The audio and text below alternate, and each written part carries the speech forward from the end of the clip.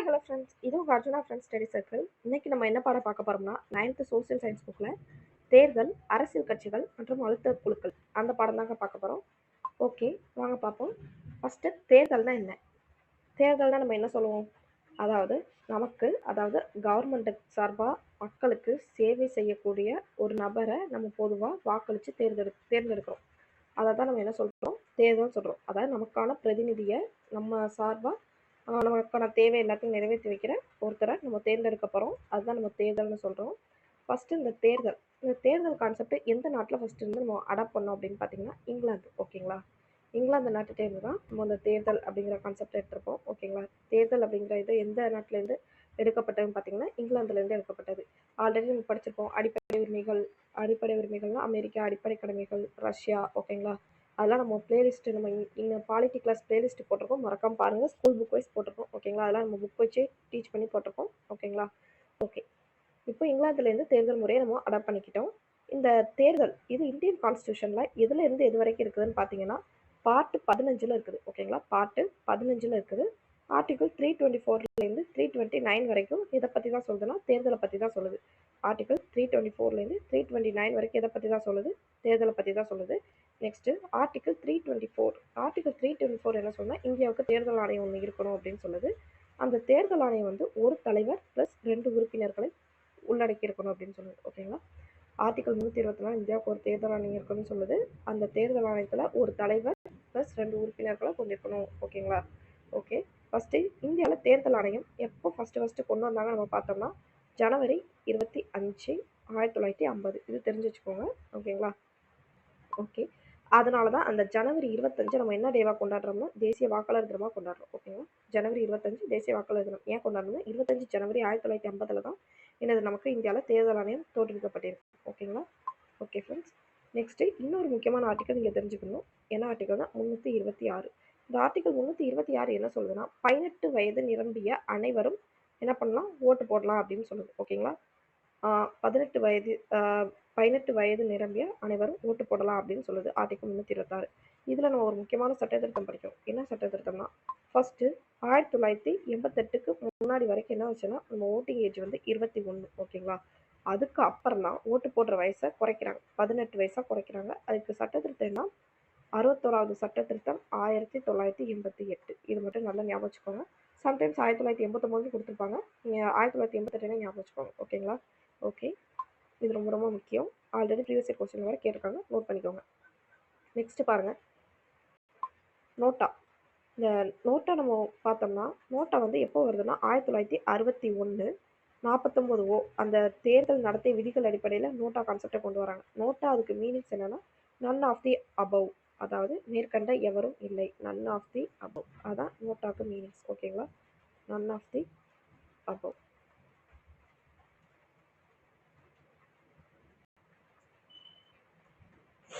இதுதான் நோட்டாக்கு மீனிங்ஸ். இந்த நோட்டை வந்து எப்போ கொண்டு வரோம்? 1961 49 தேர்தல் நடத்தை விதிகள் படி இதை கொண்டு வராங்க. எப்போ நம்ம இந்தியாவில் கொண்டு வராங்கன்னா 2014 தான். 2014 தான் அறிமுகப்படுத்துறாங்க. ஓகேங்களா? அதே மாதிரில நோட்டாவை கொண்டு வந்த 14வது கண்ட்ரி யாருன்னா நம்ம இந்தியா. அந்த நோட்டை கொண்டு வந்த வருஷமும் 14, கொண்டு வந்த 14வது நாடு இந்தியா. ஓகேங்களா? இது நல்லா ஞாபகம் வச்சுக்கோங்க. எப்படி கொண்டு வரோம்னா தேர்தல் நடத்தை விதிகள் 1961 49 படி கொண்டு வராங்க. இது நோட் பண்ணிக்கோங்க.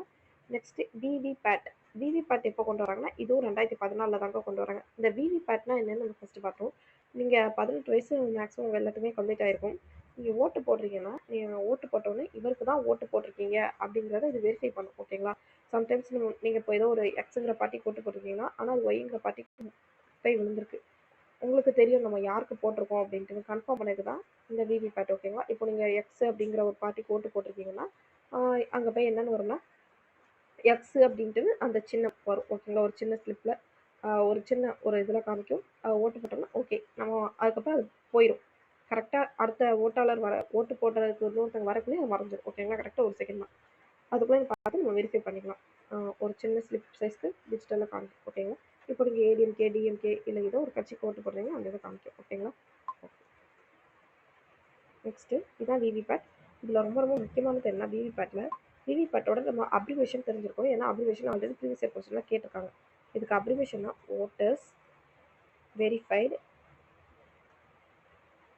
Voters verified paper audit trail. இந்த அப்ரிவேஷனை நல்லா மெமரி பண்ணி வச்சுக்கோங்க, எழுதி வச்சுக்கோங்க. ஓகேங்களா? ஏன்னா இது ஆல்ரெடி ப்ரீவியஸ் இயர் கொஸ்டின்ல கேட்டிருக்காங்க, 2022 குரூப் 4 கொஸ்டின். ஓகேங்களா? ஸோ இதெல்லாம் நல்லா படிச்சு வச்சுக்கோங்க. இது வந்து புக்கில் இருக்குது, நாங்கள் மைண்ட் மேப்பில் அப்ரிவேஷன் எழுதலை. ஓகேங்களா? இது நல்லா நோட் பண்ணிக்கோங்க. நெக்ஸ்ட் பாருங்கள், தேர்தல் வகைகள். இப்போ நம்ம தேர்தல்னா என்னன்னு பார்த்துட்டோம், தேர்தல் ஆணையத்தை பற்றி பார்த்தாச்சு. அதுக்கப்புறம் நோட்டா அப்படிங்கிற ஒரு கான்செப்டை பார்த்துட்டோம். அதுக்கப்புறம் விவிபேட் எப்போ வந்துச்சு அப்படின்னு பார்த்துட்டோம். அதுக்கப்புறம் ஓட்டர்ஸ் டே எதுக்கு ஜனவரி 25 கொண்டாடுறாங்கன்னு பார்த்துட்டோம். பிகாஸ் அப்போ தான் என்னது தேர்தல் ஆணையம் நடைமுறைக்கு படுத்தப்பட்டிருக்கு. ஓகேங்களா? ஓகே, இப்போ தேர்தல் வகைகளை பார்ப்போம். ஓகேங்களா? தேர்தல் வகைகள். தேர்தலில் நம்ம என்ன பண்ணலாம்னா, நேரடி தேர்தல் இருக்குது, மறைமுக தேர்தல் இருக்குது. ஓகேங்களா? நேரடி தேர்தல், மறைமுக தேர்தல். இதில் நேரடி தேர்தல் அப்படின்னா மக்களாக ஓட்டு போட்டு தேர்ந்தெடுக்கிறது. ஓகேங்களா? நேரடி தேர்தலில் மக்களாக ஓட்டு போட்டு தேர்ந்தெடுப்பாங்க. இதுக்கு முன்னாடி நம்ம நேரடி மக்களாட்சி, மறைமுக மக்களாட்சி பார்த்தோம். இது வந்து நேரடி தேர்தல், மறைமுக தேர்தல். இந்த நேரடி தேர்தலில் மக்களே ஓட்டு போட்டு தேர்ந்தெடுப்பாங்க. இப்போ எக்ஸாம்பிளுக்கு நம்ம என்ன சொல்லலாம், MLA, MP election, local body செலெக்ஷன்லாம் உள்ளாட்சி தேர்தலில் நம்மளாம் போய் ஓட்டு போடுவோம். உங்களுக்கு ஞாபகம் இருக்கும்னு நினைக்கிறேன். எம்எல்ஏ எலெக்ஷனுக்கு ஓட்டு போடுவோம். இப்போ தான் மோடி, எம்பி எலெக்ஷன் நம்ம மோடியை தேர்ந்தெடுத்தோம். ஓகேயா? நாடாளுமன்ற தேர்தல், அதுக்கப்புறம் சட்டமன்ற தேர்தல்கள், அதுக்கப்புறம் உள்ளாட்சி தேர்தல், வார்டு மெம்பர்ஸ் இவங்கெல்லாம் தேர்ந்தெடுக்கிறதுக்கு நம்ம என்ன செய்வோம்னா நம்மளே போய் ஓட்டு போடுவோம். இது வந்து நேரடி தேர்தல். மறைமுக தேர்தல்னா நம்ம எக்ஸாம்பிளுக்கு என்ன சொல்லலாம், குடியரசுத் தலைவர் எலெக்ஷன் சொல்லலாம். ஓகேங்களா? குடியரசுத் தலைவர் எலெக்ஷன், அதுக்கப்புறம் எம்எல்சி எலெக்ஷன், அதுக்கப்புறம் Rajya Sabha MP election. Rajya Sabha MP எலெக்ஷன்னா நம்மளால தேர்ந்தெடுக்கப்பட்ட எம்பிஸ், அதாவது நம்மளால தேர்ந்தெடுக்கப்பட்ட பிரதிநிதிகள் தான் எம்எல்ஏ, எம்பிஸ் தான் யார் தேர்ந்தெடுப்பாங்க, ராஜ்யசபா எம்பியை தேர்ந்தெடுப்பாங்க. ஓகேங்களா? அதுவும் சிங்கிள் டிரான்ஸ்ஃபரபிள் ஓட் மாதிரிகள் தான் தேர்ந்தெடுப்பாங்க. Next president election. பிரசிடென்ட் எலெக்ஷனுக்கும் மக்களால் தேர்ந்தெடுக்கப்பட்ட பிரதிநிதிகள், அதாவது எம்எல்ஏ, எம்பிஸ் தான் யாரை தேர்ந்தெடுக்கிறா, பிரசிடெண்ட்டாக தேர்ந்தெடுக்கிறா. பிரசிடெண்ட்லாம் நம்மளால தேர்ந்தெடுக்க எம்எல்ஏ, எம்பிஸ். நம்ம இதை ஆல்ரெடி நம்ம கிளாஸ்லேயே பார்த்துட்டோம். அவங்க தேர்ந்தெடுக்கிறதா மறைமுக தேர்தல். ஓகேங்களா? இப்போ நேரடி தேர்தலுடைய நிறைகள் குறைகள் என்னெல்லாம் பார்க்க போகிறோம். ஓகேங்களா?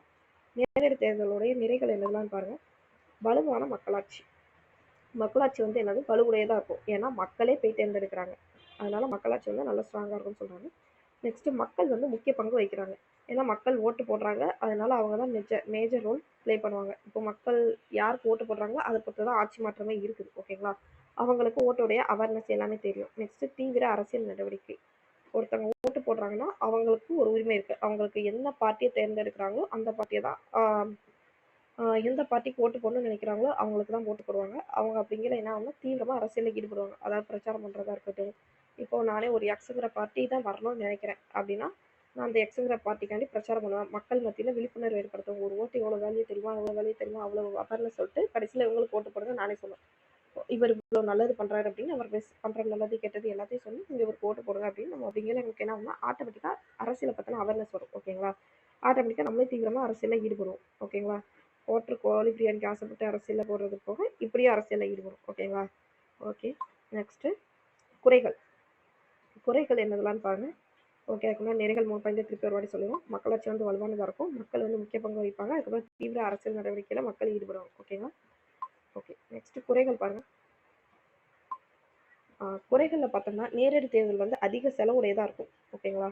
நேரடி தேர்தல் வந்து ரொம்ப செலவுடையதாக இருக்கும். ஏன்னா நேரடி தேர்தல் இப்போ வைக்கிறோம்னா எல்லா பக்கமும் பூத்து போடணும். இப்போ 230 நம்மகிட்ட எத்தனை டிஸ்ட்ரிக்ட் இருக்குது, 38 டிஸ்ட்ரிக்ட் இருக்குது, 234 தொகுதிகளுக்கு ஒவ்வொரு பக்கமும் ஒவ்வொரு தொகுதிக்கும் நிறைய பூத்து போடுவாங்க. ஓகேங்களா? அப்படிங்கிற அதுக்கு செலவாகும். ப்ளஸ் கவர்மெண்ட் ஆஃபீஸர்ஸ் எல்லாத்தையும் அதில் ஈடுபடுத்தணும். அதுக்கப்புறம் அந்த இதுக்கு முன்னாடியே இந்த எதுவும் கரப்ஷன் எதுவும் நடக்காமல், பட்டுவாடா எதுவும் பண்ணாமல் தடுக்கணும். மக்கள் மத்தியில் விழிப்புணர்வு ஏற்படுத்தணும். அப்படி எல்லா சைடு பார்த்தாலுமே நேரடி தேர்தலுக்கு அதிக செலவாகும். மக்கள் மத்தியில் என்ன விழிப்புணர்வுனா, நோட்டு வாங்கி காசு ஓட்டு போடாதீங்க, நோட்டு வாங்கி ஓட்டு போடாதீங்க, காசு வாங்கிட்டு ஓட்டு போடாதீங்க, உங்கள் ஓட்டை விற்காதீங்க அப்படின்னு அவேர்னஸ் பண்ணுவாங்க. அதுக்கப்புறம் ஃபஸ்ட்டு ஓட்டு போடுறதுக்கே அவேர்னஸ் ஏற்படுத்தணும். எல்லாரும் ஓட்டு போடுங்க, உங்கள் ஒரு ஓட்டு இதை மாற்றலாம், ஜனநாயகத்தை மாற்றுவோம், ஸோ எல்லாரும் ஓட்டு போடுவாங்க, ஒவ்வொரு ஓட்டு முக்கியம் அப்படின்ட்டு அவேர்னஸ் பண்ணுவாங்க. அதுக்கு செலவாகும். அதுக்கப்புறம் பூத் கமிட்டி, அதுக்கப்புறம் அந்த தேர்தல் வேலையில் ஈடுபட்ட ஊழியர்களுக்கு சம்பளம், அப்படி எல்லாமே அதிக செலவுடையதாக மாறும். ஓகேங்களா? இது பத்தாதுன்னு கலவரம் வேறு நடக்கும், அதையும் அவங்க சமாளிக்கணும். ஓகேங்களா? ஸோ அதனால் அதிக செலவு. ரெண்டாவது தவறாக வழிநடத்துகை, பொய்யான பரப்புரை. அதாவது வேட்பாளர் இருக்காங்கல்ல, வேட்பாளர் வந்து என்ன, மக்களை வந்து தவறாக வழி நடத்துவாங்க. நெக்ஸ்ட்டு பொய்யா பரப்புரை செய்வாங்க. அவங்க செய்யாததெல்லாம் செய்வேன் அப்படின்னு சொல்லுவாங்க. அதுக்கப்புறம் இன்னொரு கட்சி மேலே இல்லாத தப்பான குற்றச்சாட்டை சொல்கிறது, அப்படியே அவங்கள நம்ப வைக்கிறது, அப்படிங்கிற வன்முறை தூண்டி விடுறது, இது எல்லாமே நடக்கும். ஓகேங்களா? அதை தவறான வழி நடத்துகை, பொய்யான பரப்புரைன்னு கொடுத்துருக்காங்க. நிறைய தேவையில்லாத பாலிடிக்ஸ்லாம் அந்த டைம் பண்ணுவாங்க, சொல்ல விரும்பல. ஓகேங்களா.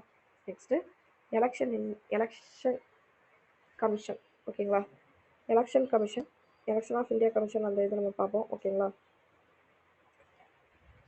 Okay, election commission of India, அதான் நான் இஏசின்னு போட்டேன். எலெக்ஷன் கமிஷன் ஆஃப் இந்தியா, அதாவது இந்திய தேர்தல் ஆணையத்துக்கு இது வந்து பெரிய சவாலாக இருக்கும். ஏன்னா மக்கள் வந்து பணப்பட்டுவாடா பண்ணுறதையும் தடுக்கணும், அதுக்கப்புறம் மக்கள்கிட்ட அவேர்னஸையும் ஏற்படுத்தணும், ப்ளஸ் கலவரம் எதுவும் நடந்துடக்கூடாது, ஓட்டுப்பதிவு வேறு ஃபுல் ஓட்டுப்பதிவு நம்ம கொடுக்கணும், அதுக்கப்புறம் இது எல்லாத்தையும் தடுக்கணும், அதுக்கப்புறம் வேட்பாளர்கள் இது பண்ணுறது, அவங்க வேட்புமனு தாக்கல் செய்கிறது எல்லாத்தையும் பார்க்கையில அவங்களுக்கு, அதுக்கப்புறம் ஸ்லிப்பு, வாக்காளர் ஓட்டு சீட்டு, இது எல்லாத்தையும் மெயின்டைன் பண்ணுற ஒரு தேர்தல் நடத்தி முடிக்கிறதுக்கு அவங்களுக்கு பெரிய சவாலாக இருக்கும்.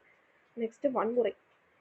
எலெக்ஷன் கமிஷன் தேர்தல் நடத்துகிற டைமில் சம்டைம்ஸ் வன்முறை எல்லாமே வெடிக்கும். ஓகேங்களா. கட்சிக்காரங்களே வன்முறை தூண்டி விடுவாங்க. ஸோ வன்முறை அதை எல்லாத்தையும் தடுக்கணும்.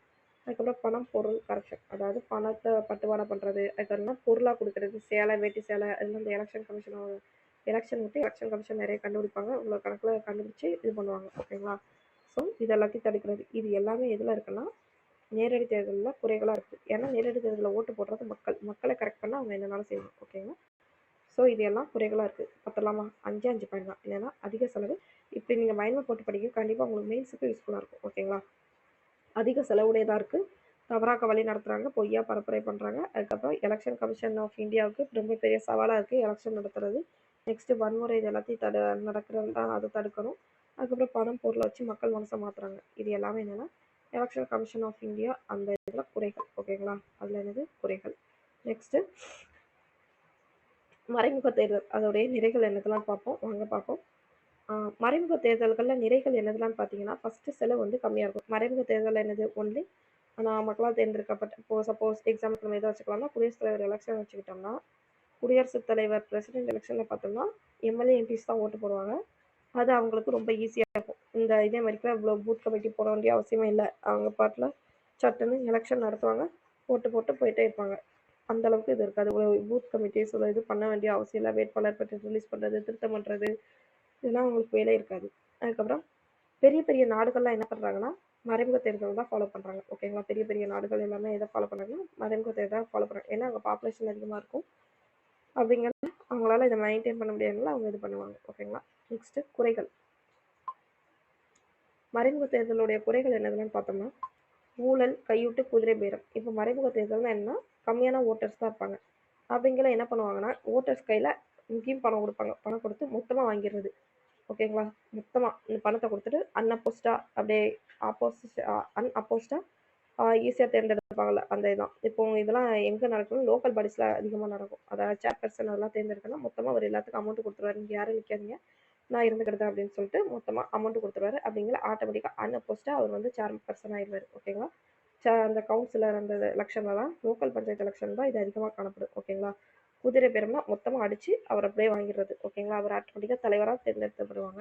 நெக்ஸ்ட்டு மக்கள் பிரதிநிதித்துவம் குறைவு. ஏன்னா மக்களால் தேர்ந்தெடுக்கப்பட்ட பிரதிநிதிகள் வந்து ஒரு ஆளை தேர்ந்தெடுக்கிறாங்க. அப்படிங்கிற மக்களுடைய விருப்பம் வேற இருக்கலாம், இவங்களுடைய விருப்பம் வேற இருக்கலாம். ஓகேங்களா. ஸோ மக்கள் பிரதிநிதித்துவம் குறைவு அப்படின்னு கொடுத்துருக்காங்க. இதுதான் மறைமுக தேர்தலுடைய குறைகள். மறைமுக தேர்தல் நிறைகள் குறைகள் ஒரு வாட்டி பார்த்தலாம். இன்னும் செலவு கம்மி, பெரிய நாடுகளில் இதை ஃபாலோ பண்ணுறாங்க. குறைகள் என்னெல்லாம் பார்த்தீங்கன்னா, ஊழல், கையூட்டு, குதிரை பேரம், இதெல்லாம் அதிகமாக காணப்படுது. அதுக்கப்புறம் மக்கள் பிரதிநிதித்துவம் வந்து குறைவாக இருக்குது, மக்களுடைய விருப்பம் வந்து குறைவாக தான் இருக்குது அப்படின்னு சொல்கிறாங்க. நெக்ஸ்ட்டு பாருங்கள், அரசியல் கட்சிகள். அரசியல் கட்சிகள் மக்களாட்சியோட ஒரு முதுகெலும்புன்னு கூட சொல்லுவாங்க. ஓகேங்களா. ஏன் அரசியல் கட்சிகள், ஒரு அரசியல் கட்சிகள் ஆரம்பிக்கிறோம்னா அவங்க ஒவ்வொரு அந்த கட்சிக்குன்னு ஒரு எய்ம் இருக்கும், ஒரு தீம் இருக்கும், ஒரு கொள்கை இருக்கும். ஓகேங்களா. அந்த இதுபடி அதுக்கப்புறம் அந்த இது பிடிச்சிருந்துச்சுன்னா மக்கள் அதில் உறுப்பினர் ஆவாங்க. உறுப்பினர் இருந்தவுடனே அவங்க வந்து எலெக்ஷனில் நிற்பாங்க. எலெக்ஷனில் நின்று ஒரு மாநில கட்சியாக இருந்தால் சின்னம்லாம் தேர்தல் ஆணையமே ஒதுக்கிறோம். சப்போஸ் மாநில கட்சியாக இருந்தால் சுயேட்சையாக இருந்தாங்கன்னா வேணுங்க சின்னத்தை, அதாவது இருக்க சின்னத்தை, தேர்தல் ஆணையம் கொடுக்க சின்னத்தை இவங்க ஏற்றுக்கணும். ஓகேங்களா. இதுதான் அரசியல் கட்சிகள். ஃபஸ்ட்டு அரசியல் கட்சிகள்னா எப்படி ஒரு அரசியல் கட்சி அங்கீகரிக்காங்கன்னா ஃபஸ்ட்டு அதில் 100 உறுப்பினர்கள் இருக்கணும். ஓகேங்களா. ஃபஸ்ட்டு ஒரு அரசியல் கட்சியாக இருக்குன்னா அதுக்கு 100 உறுப்பினர்கள் இருக்கணும், அவங்களுக்குன்னு ஒரு கொள்கை எல்லாம் தெளிவாக இருக்கணும். ஓகேங்களா. ஓகே, இதெல்லாம் நம்ம 7th புக்கில் நல்ல தெளிவாக கொடுத்துருக்காங்க, நம்ம அந்த பாடத்தில் பார்ப்போம். ஃபஸ்ட்டு அரசியல் கட்சிகள். அரசியல் கட்சியில் ஒரு 3 பேர் ஒரு 3 அங்கங்களை கொண்டது. அது யாரெல்லாம் பார்த்தீங்கன்னா தலைவர், தொண்டர், செயற்குழு உறுப்பினர். ஓகேங்களா. அரசியல் கட்சி வந்து 3 அங்கங்களை கொண்டது. அது என்னதுலான்னு பார்த்தீங்கன்னா தலைவர், செயற்குழு உறுப்பினர், தொண்டர். ஓகேங்களா. இது ரொம்ப முக்கியம். நெக்ஸ்ட் அரசியல் கட்சியோட வகைகள் என்னதுலான்னு பார்ப்போம். ஓகேங்களா. அரசியல் கட்சிகளில் என்ன சொல்கிறாங்கன்னா, ஒரு கட்சி முறை, இரு கட்சி முறை, பல கட்சி முறை அப்படின்னு இருக்குன்னு சொல்கிறாங்க. ஒரு கட்சி முறைனா அந்த நாட்டில் ஒரே ஒரு கட்சி தான் ரூல் பண்ணும், ஒரே ஒரு கட்சி தான் இருக்கும். ஓகேங்களா, அதுக்கு தான் ஓட்டு போடுவாங்க. ஒரு கட்சி முறை, அதுக்கு சொல்ல போனால் ஓட்டே அவசியம் இல்லை, ஒரே ஒரு கட்சி தான் இருக்கும். அது என்னெல்லாம் பார்த்தீங்கன்னா, என்ன நாடுலாம் பார்த்தீங்கன்னா, சீனா, கியூபா, சோவியத் யூனியன். சீனா, கியூபா, சோவியத் யூனியன். இவங்கெல்லாம் ஒரு கட்சி முறை தான் ஃபாலோ பண்ணுறாங்க. பிகாஸ் அந்த கண்ட்ரியில் ஒரு கட்சி மட்டும்தான் இருக்கும். இரு கட்சி முறைனா மொத்தமே ஆளுங்கட்சி எதிர்கட்சி இந்த ரெண்டு கட்சி தான் இருக்கும். ஓகேங்களா, யூஎஸ்ஏ இங்கிலாந்து.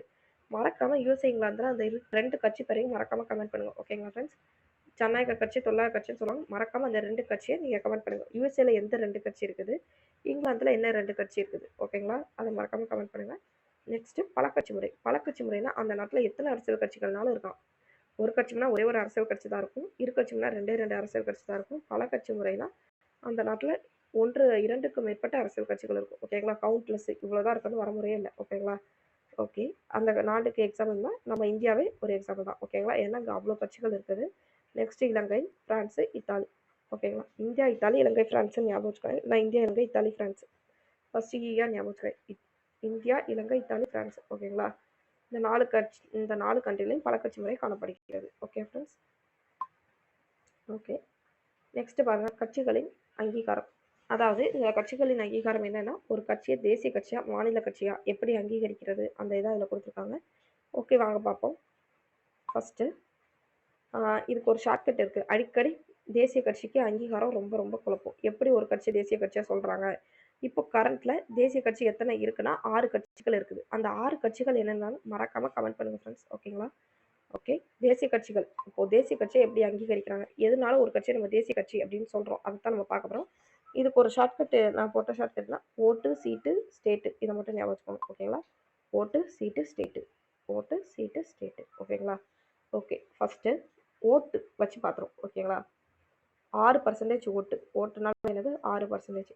அதாவது ஒரு எம்பி அல்லது எம்எல்ஏ எலெக்ஷன்ல, ஒரு எம்பி எலெக்ஷன் அல்லது எம்எல்ஏ எலெக்ஷன்ல, அதாவது நாடாளுமன்ற தேர்தல் அல்லது சட்டமன்ற தேர்தலில் மினிமம் 4 ஸ்டேட்ஸ், குறைந்தபட்சம் 4 மாநிலங்களில் 6% ஓட்டை பெற்றிருக்க வேண்டும். ஓகேங்களா, ஓகே. என்ன சொல்கிறோம்னா, எம்பி எலெக்ஷன் அல்லது எம்எல்ஏ எலெக்ஷனில் குறைந்தபட்சம் 4 மாநிலங்களில் 6% ஓட்டுக்களை பெற்றிருக்க வேண்டும், 6% வாக்குகளை பெற்றிருக்க வேண்டும். அதுதான் ஃபர்ஸ்ட் பாயிண்ட். ஓகேங்களா, இப்படி இருந்தால் அந்த கட்சியை எனது தேசிய கட்சியாக அங்கீகரிச்சுக்கலாம். பிஜேபிக்கெல்லாம் இந்த இது இருக்குது, இதை விட அதிகமாக இருக்குது. ஓகேங்களா, பிஜேபி, காங்கிரஸ் நம்ம எப்படி தேசிய கட்சின்னு சொல்கிறோம்னா இதனால தான் நம்ம தேசிய கட்சின்னு சொல்கிறோம். ஓகேங்களா, ஓகே. ஃபர்ஸ்ட் பாயிண்ட் என்னது, எம்பி எலெக்ஷன் அல்லது எம்எல்ஏ எலெக்ஷனில் குறைந்தபட்சம் 4 ஸ்டேட்டில் அவங்க 6%க்கு மேலே ஓட்டு வாங்கியிருக்கணும். ரெண்டாவது பாயிண்டை பாருங்கள், எம்பி எலெக்ஷன். இது வந்து எம்பி எலெக்ஷன், அதாவது மக்களவை தேர்தலில் அல்லது நாடாளுமன்ற தேர்தலில் குறைந்தபட்சம் 2% இடங்களை, எத்தனை சதவீதங்கள், 2% இடங்களை,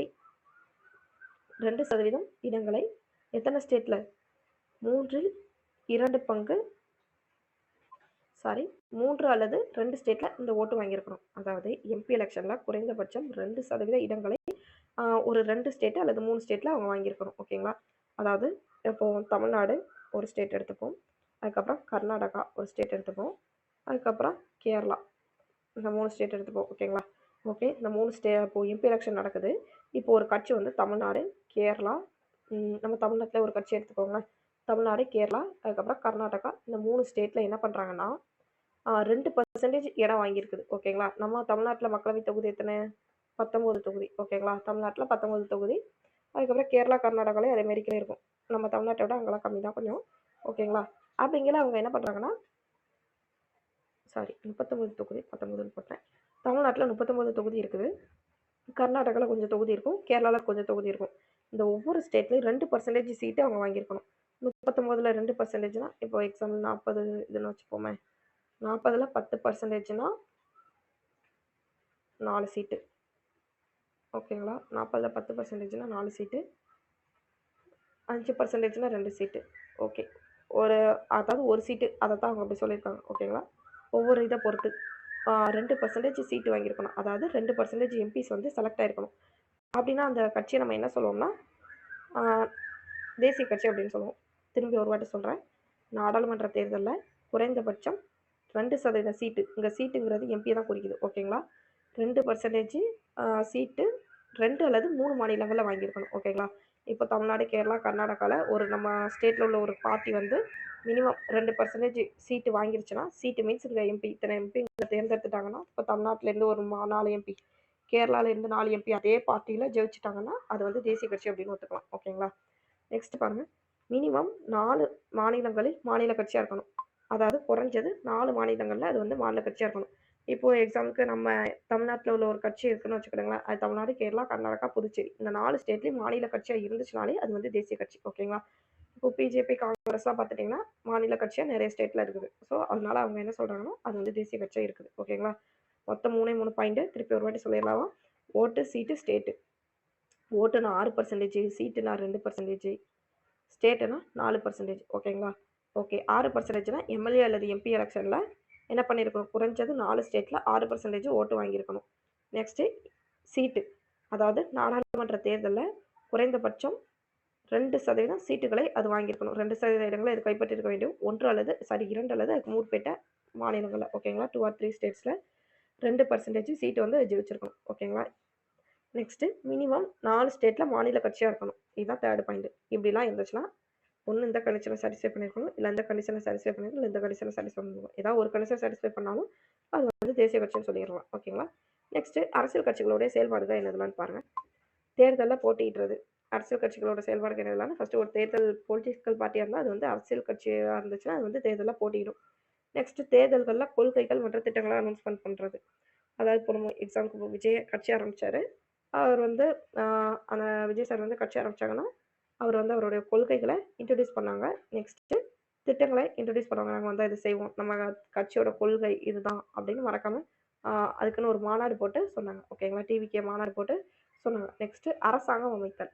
அவங்களுடைய வந்து அரசாங்கம் அமைக்கிறப்போ ஜெயிச்சுட்டாங்கன்னா, ரூலிங் பார்ட்டியா இருந்தாங்கன்னா, அரசாங்கம் அமைக்கிறவங்களுக்குன்னு என்னென்ன கேபினெட் மினிஸ்டர் போட்டு அரசாங்கம் அமைக்கிறது தான் அவங்களோட டியூட்டியா இருக்கும். நெக்ஸ்ட்டு சட்டங்கள் இயற்றுதல். இப்போ அந்த கட்சி ஜெயிச்சாச்சு. அதுக்கப்புறம் அரசாங்கமும் அமைச்சாச்சு. அதுக்கப்புறம் என்ன செய்யணும்? சட்டமன்றத்துல சட்டம் இயற்றணும். ஓகேங்களா? அதுக்கப்புறம் எதிர்க்கட்சி. எதிர்க்கட்சி வந்து நம்ம அரசியல் கட்சியில ரொம்ப முக்கியமான இதா இருக்கும். நம்ம எதிர்க்கட்சியா இருக்கிறவங்க தான் அரசாங்கத்த சொல்லப்போனா சரியா வழிநடத்துவாங்க. அவங்க தான் கேள்வி கேட்பாங்க. இப்போ ஒரு பலமான எதிர்க்கட்சி இருந்துச்சுன்னா, நல்ல வலிமை வாய்ந்த எதிர்க்கட்சி இருந்துச்சுன்னா, அரசாங்கம் நல்ல அரசாங்கமா செயல்படும். ஓகேங்களா? ஏன்னா அவங்க தப்பு பண்ண மாட்டாங்க. தப்பு பண்ணா இவங்க கொஸ்டின் கேட்பாங்க. ஓகேங்களா? ஸோ பலமான எதிர்க்கட்சி ஒரு மக்கள் ஜனநாயகத்தை நல்ல நிலைநாட்டும் அப்படின்னு சொல்லுவாங்க.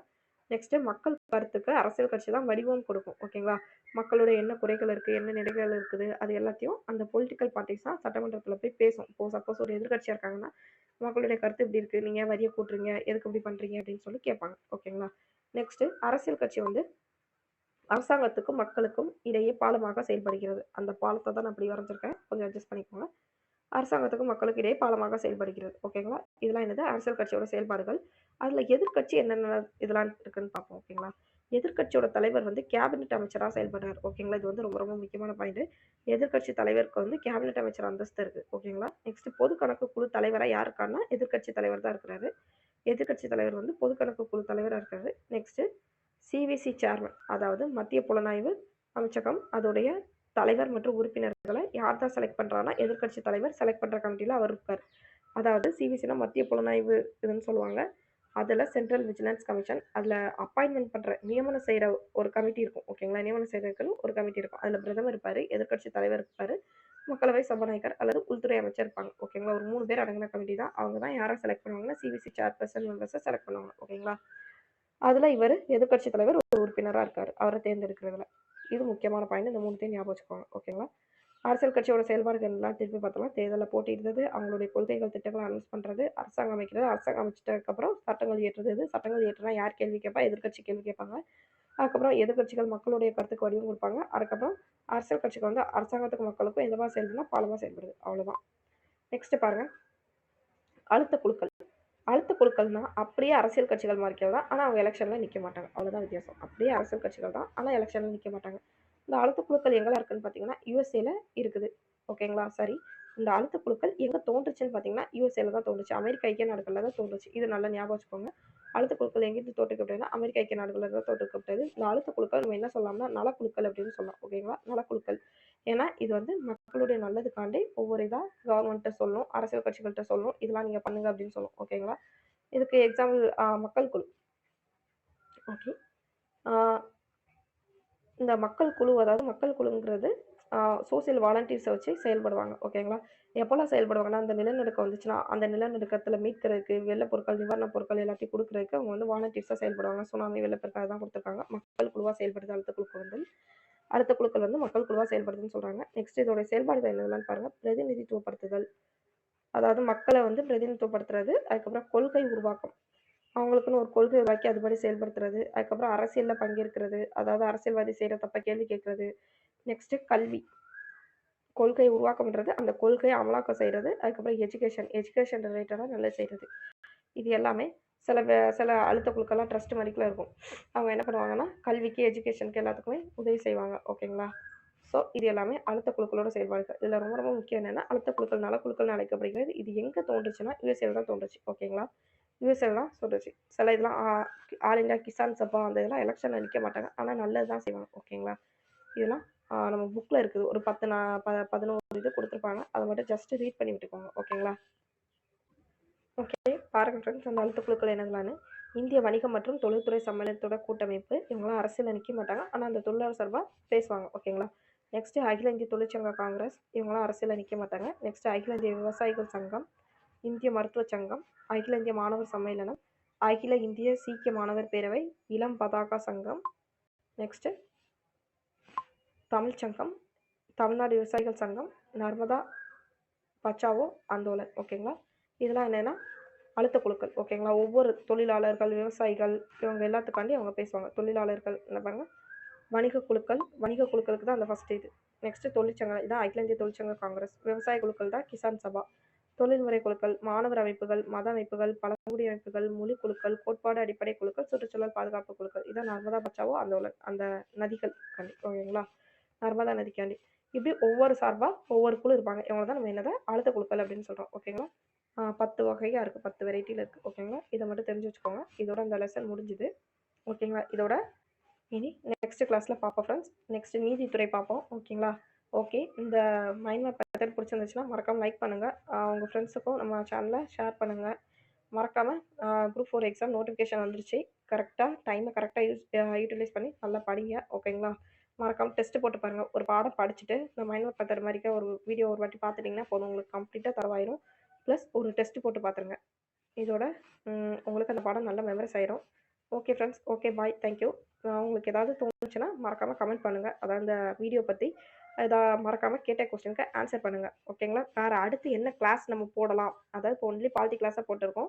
ஆல்ரெடி ஹிஸ்ட்ரி கிளாஸ் போட்டிருக்கோம். அந்த பிளேலிஸ்ட்டில் போய் பார்த்துக்கோங்க. இந்த மாதிரி ரிமைனிங் கிளாஸஸ் நம்ம கண்டினியூஸாக போட ஆரம்பிச்சிருவோம். ஐஎன்எம்மும் அப்படி தான். ஐஎன்எம் அடுத்து டீச் பண்ண ஆரம்பிச்சிடலாம். இது தவிர வேறு ஏதாவது கிளாஸ் போடணும், இல்லை தனியாக சின்ன சின்ன ஷார்ட் நோட்ஸ் அப்படிலாம் போடணும்னா மறக்காமல் கமெண்ட் பண்ணுங்கள். Okay bye. தேங்க்யூ.